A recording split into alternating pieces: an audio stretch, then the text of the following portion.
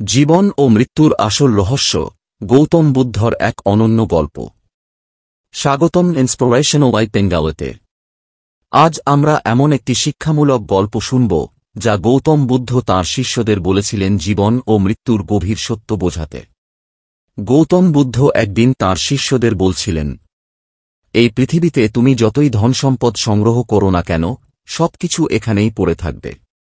মৃত্যুর সময় তোমার সঙ্গে কিছুই যাবে না।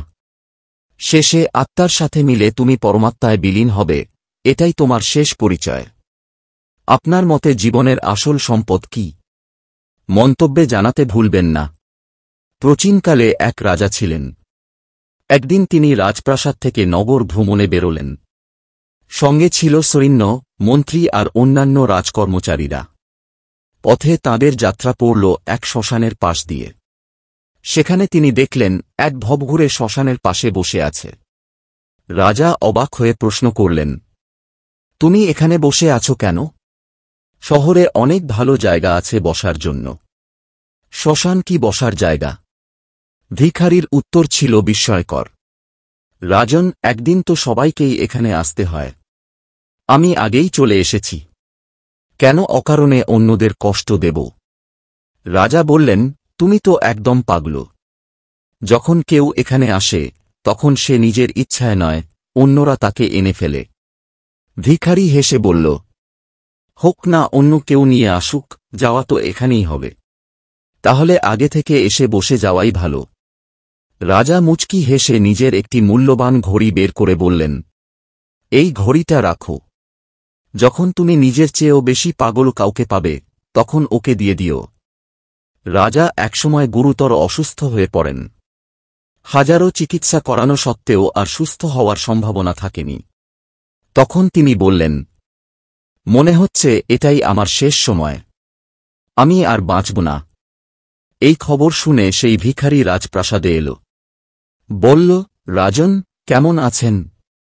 রাজা কষ্টের সুরে বলল, আর ভালো লাগছে না। এখন মনে হচ্ছে জীবনটা শেষ হয়ে যাচ্ছে। ভিখারি জিজ্ঞেস করল, আপনি তো নিশ্চয় ঘোড়াগাড়ি, সৈন্যচাকর, খাদ্যদ্রব্য সব পাঠিয়ে দিয়েছেন যেখানে যাচ্ছেন। রাজা বিস্ময়ে বললেন, না, সেখানে কিছুই পৌঁছায় না। সেখানে একাই যেতে হয়। তখন ভিখারি বলল, রাজন, তাহলে আপনি তো আমার থেকেও বড় পাগল। কিছুই সঙ্গে নিতে পারবেন না জেনেও এত কিছু জমিয়ে কি লাভ? এই ঘড়িটা আপনি এখন নিজের কাছেই রাখুন। রাজা স্তব্ধ হয়ে গেলেন। সত্যি, সারা জীবন তিনি ধনসম্পদ, ক্ষমতা আর ভোগের পেছনে দৌড়েছেন। কিন্তু জীবনের শেষ প্রান্তে এসে বুঝলেন কিছুই সঙ্গে নেওয়া যায় না। এই গল্পে আপনার সবচেয়ে ভালো লেগেছে কোন অংশটা? মন্তব্যে লিখে জানাবেন। আপনি কি কখনো এমন উপলব্ধি পেয়েছেন? আপনার জীবনের অভিজ্ঞতা আমাদের সঙ্গে শেয়ার করুন। এইরকম আরও কোনো বিষয় নিয়ে আমরা গল্প বলি। আপনার প্রস্তাব দিন কমেন্টে। জীবনকে অর্থপূর্ণ করতে আমাদের দরকার অন্তর্জগতে শান্তি, ভালোবাসা আর প্রজ্ঞা। বাহ্যিক সাফল্য আমাদের চূড়ান্ত সত্য নয়। ধন্যবাদ জানাই আজকের গল্পটি মনোযোগ দিয়ে শোনার জন্য। যদি ভালো লেগে থাকে তাহলে লাইক দিন, শেয়ার করুন আর অবশ্যই সাবস্ক্রাইব করুন ইন্সপিরেশনাল বাই বেঙ্গলিকে।